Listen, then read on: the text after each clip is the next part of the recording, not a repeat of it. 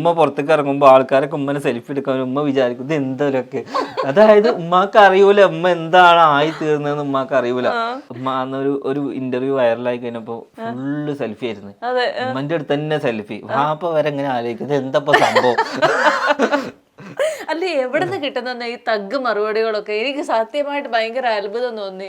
ഈ ഇങ്ങനെ ഒരു സോഷ്യൽ മീഡിയ ആയിട്ട് ബന്ധമില്ലാതെ നാട്ടില് മാത്രം ജീവിച്ച ഒരാള് അത് തഗ് വരുന്നത് എന്തുകൊണ്ടാണെന്നറിയോ? ഇത് പുറത്തൊക്കെ ആൾക്കാർ കാണുന്നുള്ള ഒരു ബോധമല്ല. ഇങ്ങനെ മറിച്ച് ഇത് 4 ആള് കാണുമെന്ന് ഒന്ന് ആലോചിക്കും. അത് പറഞ്ഞ മോശം ഒന്നിങ്ങനെ പേടിച്ച് നിൽക്കും. മറ്റൊന്നുമില്ല, അരിക്ക് പെരി എന്ന് പറഞ്ഞ മാതിരി ഇങ്ങനെ പോരും. അതായത് നമ്മളെ വ്ളോഗും അങ്ങനെ തന്നെ. അതായത് ഞാൻ ഒന്നും എഡിറ്റിങ് അങ്ങനെ ഉണ്ടാവൂല.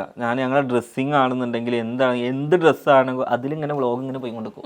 അതിൽ വരുന്ന സംസാരങ്ങളും കാര്യങ്ങളും ഒക്കെ ഇങ്ങനെ പോയിക്കൊണ്ടിരിക്കും.